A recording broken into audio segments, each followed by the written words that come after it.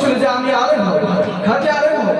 এবার আমার যখন স্মরণ হয় আসলে আমার কান্না চলে আসে।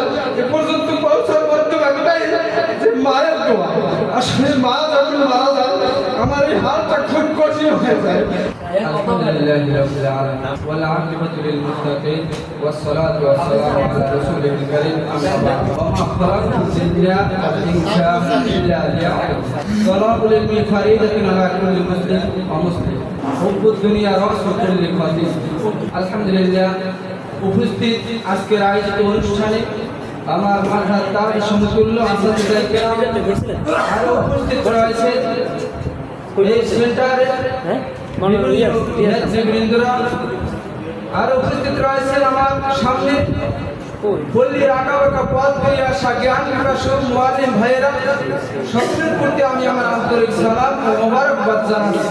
আসসালামু আলাইকুম ওয়া রাহমাতুল্লাহি ওয়া বারাকাতুহু।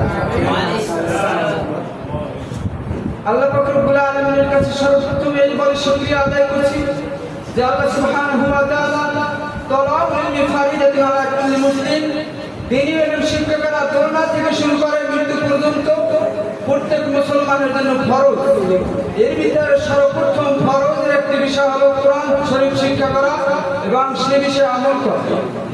তাই আল্লাহ পাক রব্বুল আলামিন আমাদেরকে সেই কোরআনকে সংশুদ্ধ করার জন্য এই সেন্টারে আসার এবং বসার এবং কিছু শিক্ষা গ্রহণ করার জন্য এই বিদায়ের শেষ মুহূর্তে উপস্থিত করেছেন। এই জন্য আমি একবার শুকরিয়া আদায় করি বলে আলহামদুলিল্লাহ। আসলে এখানে আসার পর আমার মনটা একটু অন্যরকম ছিল, কিন্তু কয়েকদিন যাওয়ার পরে আমি এই সেন্টারের সাথে ছাত্র ভাইদের সাথে এখানে উস্তাদদের সাথে আমি মিলেমিশে যাওয়ার পর আমার আন্তরিকভাবে আমি খুশি হয়ে গেছি এবং আমার শিক্ষাকে সামনের দিকে আমি সহজ করতে পেরেছি। আমার বোঝাটা, আমার অনুসরণটা, অনুকরণটা সহজ হয়। এর পিছনে একটাই কারণ, আমার উস্তাদরা আমার পিছনে আমাকে বোঝার জন্য তারা চেষ্টা মেহনত করেছে যে আমি কি চাই, এটা তিনি উপলব্ধি করতে পেরেছেন। আমি যদি শুনে থাকি আমার সে খবর নিতে যায় কারো কাছের মাধ্যমে নয়, স্বয়ং সে তার জায়গা থেকে চলে গিয়ে তিনি আমার কাছে গিয়ে প্রশ্ন করে তোমার কি হয়, তুমি কেন শুয়ে আছো, তোমার কোনো অসুবিধা আছে? এই যে আন্তরিকতাটা, এই আন্তরিকতাটা, এই ভালোবাসাটা, মাধুর্যতার মাধ্যমে আমি যদি অসুস্থ থাকি তাহলে আমার সুস্থতা অর্ধেক হয়ে যায়। কাজী আমার লেখাটা অনেক দুর্বল ছিল, আমি লেখাটা অনেক সবল হয়েছে। আমি আশা করি সামনের দিকে আরো এই লেখা নিয়ে আপনাদের দোয়া নিয়ে এগিয়ে যাবো।